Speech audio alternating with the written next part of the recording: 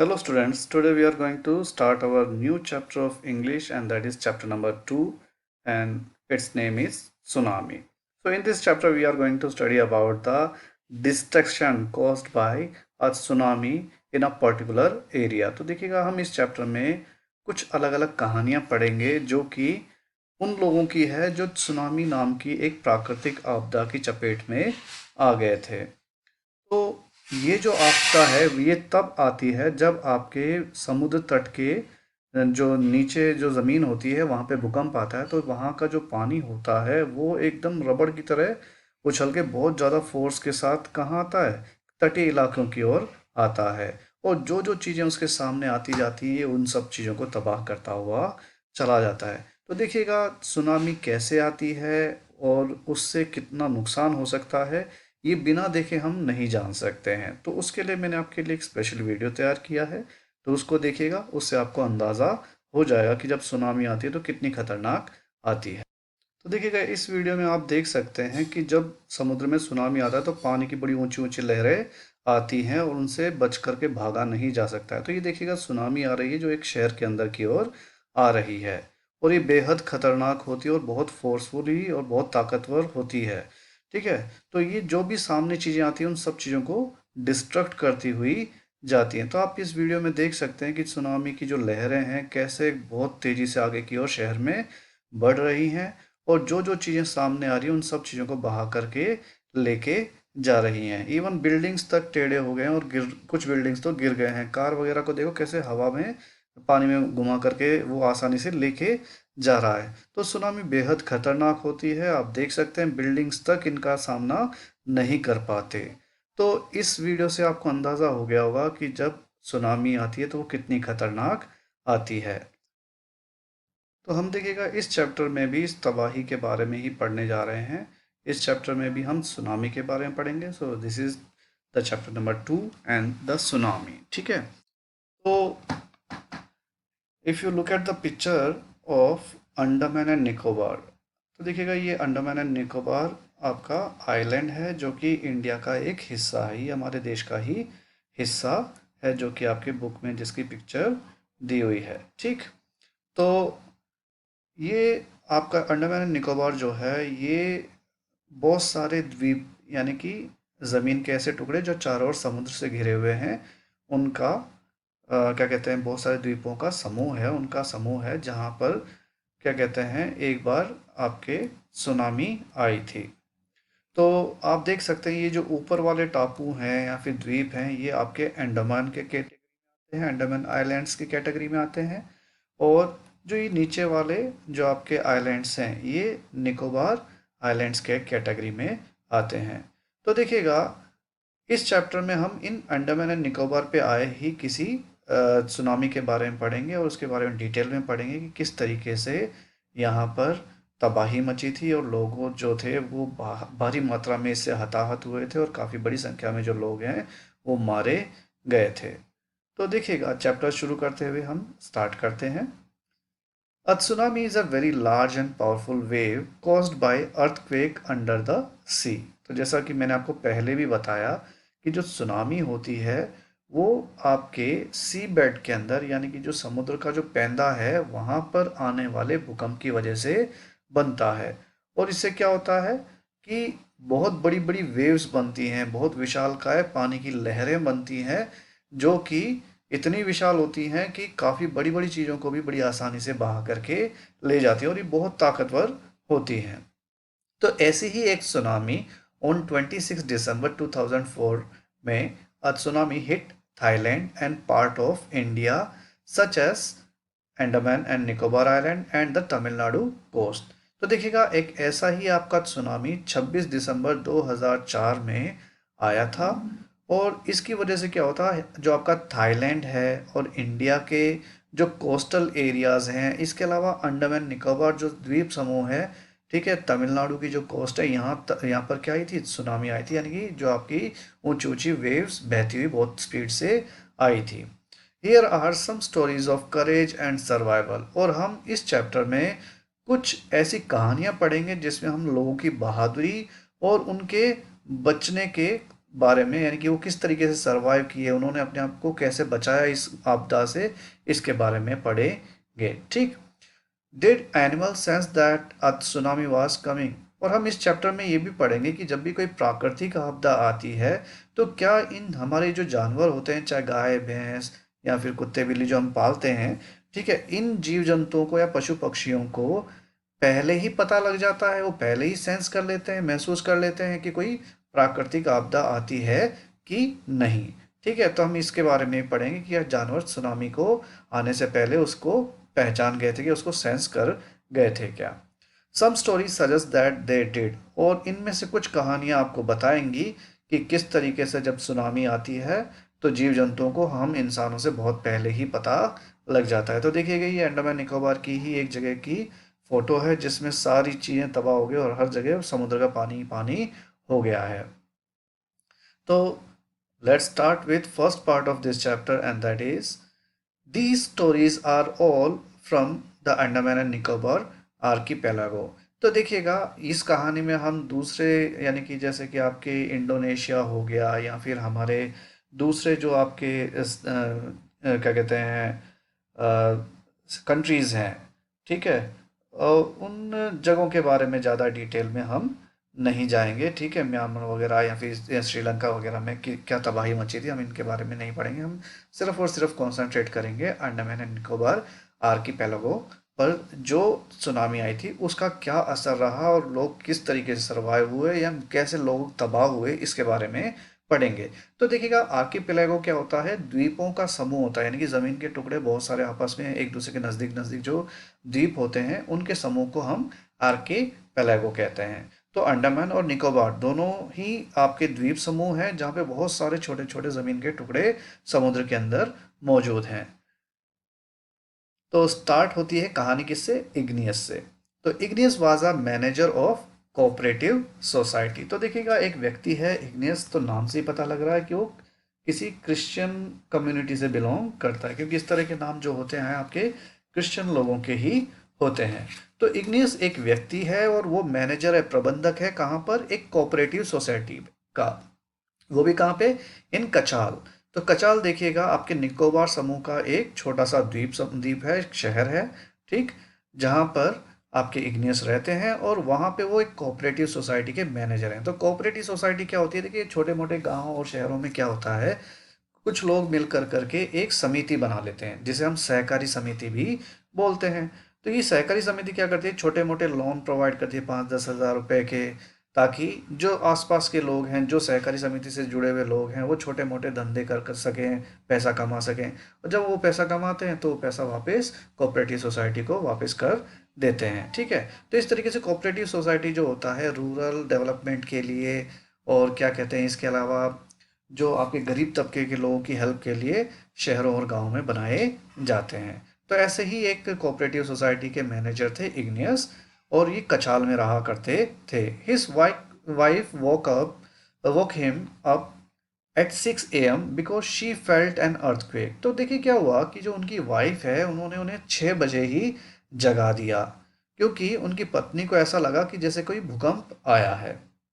Igneous carefully took his television set off table and put it down on the ground। तो जैसे ही भूकंप आया, भूकंप की बात उसकी पत्नी ने उसे बताया तो उसे घबराहट हुई और उसने सोचा शायद टीवी वगैरह नीचे गिर जाएगा और टूट जाएगा, नुकसान हो जाएगा। तो उन्होंने क्या किया, ध्यान से उस टीवी को उठाया और ज़मीन के ऊपर रख दिया, so that it would not fall and break, ताकि वो नीचे गिरे नहीं और टूटे नहीं। Then the family rushed out of the house. और ये नेक काम करने के बाद वो पूरा का पूरा परिवार जो है वो भागा अपने कमरे से बाहर की और अपने घर से बाहर की ओर। तो देखिएगा इग्नियस जो है अपनी पत्नी के साथ थे, तो पत्नी ने सुबह 6 बजे उन्हें जगाया, क्योंकि उनको ऐसा लगा कि शायद भूकंप आया था। और जैसे उन्हें ऐसा फील हुआ कि भूकंप आया है तो उन्होंने घर की जो महंगी चीज़ें जैसे टीवी है उसको उठा करके नीचे रखा, और ताकि वो टूटे नहीं, और उसके बाद तुरंत वो रूम में से बाहर की ओर भागे। When the tremors stopped. तो ट्रेमर्स एक्चुअल में कंपन होते हैं, क्या होते हैं, कंपन या झटके। तो ये जो झटके आ रहे थे भूकंप के या जो कंपन फील हो रहा था, जैसे ये बंद हुए, दे सो द सी राइजिंग, तो उन्होंने देखा कि जो समुद्र है वो ऊंची लहरों के रूप में उभर के आ रहा है, यानी कि जो समुद्र का पानी है वो ऊंचा उठ रहा है। तो देखिए अभी आपने वीडियो में भी देखा, जो समुद्र का पानी है वो बहुत ऊंची लहर के रूप में उठना शुरू हो जाता है। In the chaos and confusion, तो देखिएगा जो केओस होता है, केओस का मतलब होता है उथल पुथल, घबराहट, ठीक। कंफ्यूजन होता है भ्रम की स्थिति, यानी कि लोगों को समझ में नहीं आ रहा था कि क्या हो गया। तो इस उथल पुथल और कंफ्यूजन में two of his children caught hold of the hand of their mother's father and mother's brother। तो ये जो उथल पुथल हो रही थी, इस उथल पुथल भागदौड़ में भ्रम के वजह से क्या हुआ कि जो आपके इग्नियस के बच्चे थे उनमें से दो बच्चों ने एक तो अपने नाना जी का हाथ पकड़ लिया डर के मारे भागते समय, और दूसरे अपने अपना मामा जी का हाथ पकड़ लिया। And rushed in the opposite direction, और वो जिस तरफ आपके इग्नियस भाग रहे थे उसके जस्ट ऑपोजिट डायरेक्शन की ओर वो भागे। He never saw them again, और उस दिन के बाद इग्नियस ने अपने साले साहब को और अपने ससुर को और अपने दोनों बच्चों को कभी नहीं देखा। His wife was also Swift away, और यहाँ तक कि उनकी बीवी भी जो है उस तेज बहाव में, उस तेज बहते पानी में बह गई। Only the three other children who came with him were saved, और सिर्फ उसके पांच में से वो तीन बच्चे ही बचे जो उसके साथ थे। तो देखिएगा क्या स्थिति हुई होगी उस पिता की, जिसके सामने उसके दो बच्चे बह गए, उसके रिश्तेदार बह गए और साथ ही साथ उसकी पत्नी भी बह गई होगी। तो ये पहली स्टोरी थी आपके इस चैप्टर की। अब दूसरी स्टोरी शुरू होती है संजीव से। Sanjeev was a policeman serving in Kachal island of Nicobar group of island. तो संजीव देखिएगा एक पुलिसमैन थे, यानी कि पुलिस अधिकारी थे, जो कि सेवाएं दे रहे थे कचाल के आइलैंड में, यानी कि कचाल का जो आपका द्वीप था वहां पे इनकी ड्यूटी थी। और ये आपके निकोबार ग्रुप का एक आइलैंड है, यानी कि निकोबार जो द्वीप समूह है उसी में से एक आइलैंड है, एक द्वीप है जिसका नाम कचाल है, जिसके बारे में अभी हमने पढ़ा भी था। He somehow manage to save himself, कि उन्होंने किसी तरीके से खुद को इस बाढ़ से या फिर कह सकते हैं इस सुनामी से बचाया। His wife and his baby daughter from the waves, तो देखिएगा उन्होंने खुद को, अपनी बीवी को और अपनी छोटी बेटी को, जो कि अभी बहुत छोटी थी, गोद की ही थी, ठीक है, इनको जैसे तैसे इस बहाव से, पानी के बहाव से बचा। But then he heard cries for help from the wife of John, लेकिन जैसे ही ये सुरक्षित स्थिति में थे और अब इन्होंने अपने परिवार के लोगों को बचा लिया था, लेकिन तभी उन्हें मदद की आवाज़ सुनाई दी, यानी मदद के लिए किसी को रोते हुए सुना इन्होंने। और ये कोई और नहीं था, ये थी आपके जॉन की वाइफ। अभी जॉन कौन? द गेस्ट हाउस कुक, यानी कि जो गेस्ट हाउस था इन लोगों का, उसकी उसके कुक यानी जॉन, यानी कि जो बावर्ची था, उसके पत्नी की चिल्लाने की आवाज आ रही थी। Sanjeev jumped into the water to rescue her, और संजीव ने हिम्मत दिखाई और उस महिला को बचाने के लिए वो पानी में कूद गया। But they were both Swift away, लेकिन पानी का बहाव इतना भयानक था कि वो दोनों बह गए। तो देखिए मैंने जैसे वीडियो में दिखाया गया, कार आराम से ऐसे जा रही थी जैसे हलवा जा रहा हो, है ना, पानी के अंदर, ठीक है, या फिर हवा में जैसे तिनका उड़ता हुआ जाता है, इस तरीके से तो बिल्डिंगें और कारें वगैरह घूम रही थी। तो आप सोचिए कि एक इंसान की क्या स्थिति होगी इस तरह के तेज बहाव में, ठीक। तो संजीव और जॉन की वाइफ ये दोनों ही क्या कहते हैं आपके सुनामी के पानी में बह गए। ऐसी थर्ड स्टोरी शुरू होती है। 13 ईयर ओल्ड मेघना was swept away along with her parents. तो ऐसी 13 साल की मेघना थी जो कि अपने माँ बाप के साथ क्या हुआ, पानी में बह गई। एंड 77 अदर पीपल, और ये अकेले नहीं बही थी अपने परिवार के साथ, इनके साथ करीब 77 और भी लोग थे जो उस समय शायद भाग रहे होंगे, दौड़ रहे होंगे या जो भी कर रहे होंगे। ये सारे के सारे लोग उस सुनामी के साथ बह गए। She spend 2 days floating in the sea, और 2 दिनों तक ये समुद्र में बहती रही। Holding on the wooden door, यानी कि देखिएगा ये जब बही थी तो शायद गलती से कोई घर का दरवाजा जो है उखड़ गया था और वो बहता बहता इसके नज़दीक पहुंच गया था, तो इस बच्ची ने उसको पकड़ लिया जो कि उसका सहारा बनी, और उसी के ऊपर लटके लटके इसने 2 दिन निकाल दिए। 11 times she saw relief helicopter overhead, कि 11 बार ऐसा हुआ कि इसके सिर के ऊपर से हेलीकॉप्टर जो है, रिलीफ हेलीकॉप्टर यानी कि सरकार की तरफ से भेजे गए हेलीकॉप्टर जो लोगों की मदद कर रहे थे, उनको बचा रहे थे, वो उसके ऊपर से निकल गए, लेकिन बट दे डिडंट सी हर, लेकिन वो उसे देख नहीं, तो उसको नहीं देख पाए थे। ठीक है, तो यानी कि कहने की बात यह है कि रेस्क्यू टीम तो बेचारी अपना काम कर रही थी, हेलीकॉप्टर की मदद से लोगों को बचाने की कोशिश करती, लेकिन बच्ची शायद छोटी थी या ऐसी जगह पे थी जहाँ पर हेलीकॉप्टर पे बैठे जो सिपाही थे या फिर जो रेस्क्यू टीम थी, वो उनको देख नहीं पाए, उस बच्ची को देख नहीं पाए। तो क्या हुआ, 2 दिन तक ये बेचारी जो बच्ची है वो समुद्र में ही क्या कहते हैं, समुद्र की थपेड़े खाती रही। लेकिन ऊपर वाला साथ था, इसलिए जो वेव्स थी, जो समुद्र की लहरें थी, वो उसे ब्रॉड करके ले आई, यानी उसको वापस लेके आई शोर पर, यानी कि समुद्र के तट पे। तो समुद्र की जो लहरें हैं उसे थपेड़े दे दे करके वापस किनारे तक ले आई। And found walking on the sea shore in days. और ये जो बच्ची है अकेले चलते हुए, या बुरी स्थिति में यानी कि चलते हुए और स्तब्ध अवस्था में यानी विस्मय वाली अवस्था में, सड़क यानी कि आपके सी शोर पे यानी समुद्र के किनारे पे ही चलती हुई मिली लोगों को। तो उसको फिर छोटा मोटा ट्रीटमेंट वगैरह दिया होगा इसके बाद, लेकिन इसकी कहानी यहीं पे ख़त्म कर दी गई है, यानी कि इसको लोगों के हाथ में पहुंच गई थी, फिर सुरक्षा मिल गई होगी। Then comes the another story. Almas Javed was 10 year old. She was a student of Carmel Convent in Port Blair where her father had a petrol pump. तो देखिएगा, अलमास जावेद एक लड़की है, ठीक है, जो कि 10 साल की बच्ची थी। और ये जो बच्ची है ये पोर्ट ब्लेयर एक्चुअल में एक अच्छी खासी बड़ी सिटी है आपके अंडमान एंड निकोबार की, और ये कैपिटल है अंडमान निकोबार का, यानी कि वहाँ की राजधानी है। तो राजधानी में कार्मल कॉन्वेंट स्कूल था, जिसमें अलमास जावेद नाम की 10 साल की बच्ची पढ़ा करती थी। ठीक है, और ये इसके जो पिता थे उनका उस पोर्ट ब्लेयर में ही, कार्मल कॉन्वेंट के आसपास ही क्या था, एक पेट्रोल पंप था। हर मदर राहिलास होम वास इन द नैनकौरी आइलैंड। तो उनकी जो माँ थी, यानी कि अलमास जावेद की जो माँ थी राहिला, उनका जो घर था वो नानकौरी नाम का एक आइलैंड था, वहाँ पे था। They the family had gone there to celebrate Christmas.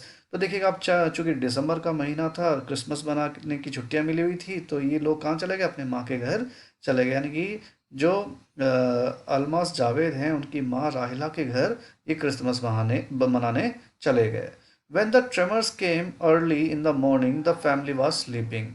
तो देखिएगा, जब ये भूकंप आया उस समय एक्चुअल में ये पूरा परिवार सो रहा था। Almas father saw the sea water recede.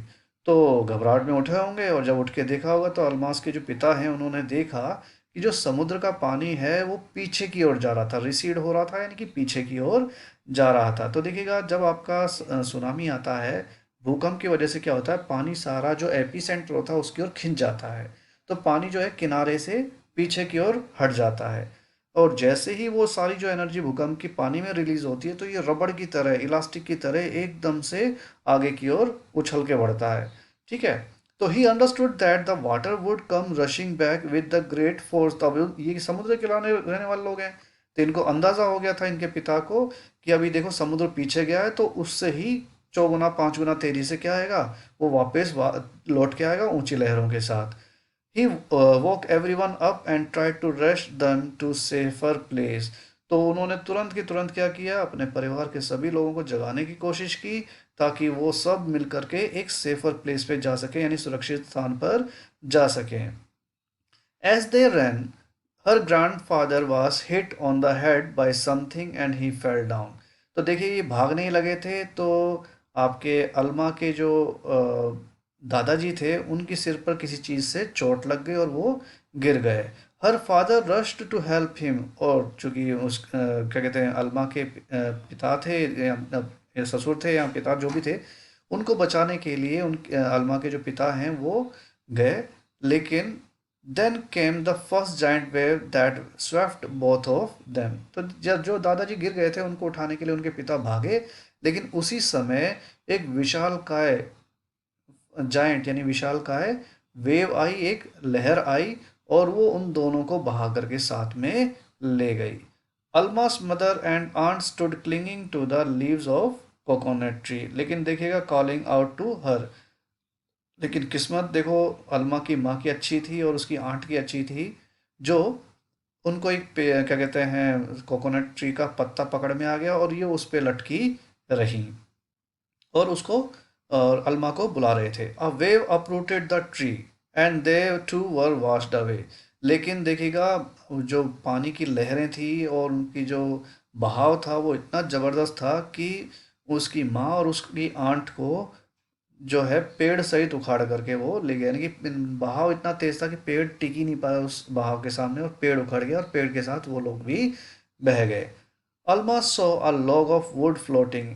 तो ऐसे समय में अल्मा जो थी उसको एक लकड़ी का बड़ा लट्ठा जो था वो बहता हुआ नजर आ गया। शी क्लाइम्ड ऑन इट, और वो बहते बहते ही उसके ऊपर तैर करके किसी तरीके से चढ़ गई। Then she fainted. लेकिन जैसे ही, अब देखिए समुद्र का पानी बहुत तेज लहरों के साथ था, तो बचाने के लिए तैरने, खुद को बचाने के लिए लोग तैर रहे थे, तैरने की कोशिश कर रहे थे। तो बहुत ताकत लग जाने की वजह से आदमी बहुत जल्दी थक जाता है। तो यहाँ पे अल्मा के साथ भी यही हुआ कि अल्मा जो है वो थक के चूर हो गई और बेहोश हो गई, लेकिन किस्मत को उसको लकड़ी का लट्ठा मिल गया था। When she woke up, she was in hospital in Kamorta. तो जब उनको होश आया, यानी कि जो अल्मा है उसको होश आया, तो वो एक हॉस्पिटल में थी और ये हॉस्पिटल था कमोर्टा का। तो ये एक और द्वीप है आपके अंडमान निकोबार आइलैंड का। From there she was brought to Port Blair, और उधर से उसको फिर कहाँ ले जाया गया, पोर्ट ब्लेयर में ले जाया गया। तो पोर्ट ब्लेयर के बारे में मैंने आपको पहले भी बताया, ये कैपिटल सिटी है कहाँ की, आपके अंडमान एंड निकोबार की। तो इसको वहाँ से यानी कि स्पेशल ट्रीटमेंट देने के लिए उस छोटे से हॉस्पिटल से बड़े हॉस्पिटल ले जाया गया। The little girl does not want to talk about the incident with anyone. तो देखिएगा, बच्ची की स्थिति इतनी भयानक थी कि उसने अपने माँ बाप को बहते हुए देखा, अपने को बहते हुए देखा, अपने मौसी या बुआ जो भी थी उनको बहते हुए देखा, और खुद भी इतने भयानक सुनामी में फंस गई थी। तो वो घबरा गई थी, और इतनी घबरा गई थी कि वो इस पूरी घटना के बारे में किसी से भी बात नहीं करना चाहती थी। She is still traumatized. और आज भी इस बच्ची की स्थिति ये है कि ये आज की डेट में ट्रॉमा में जी रही है।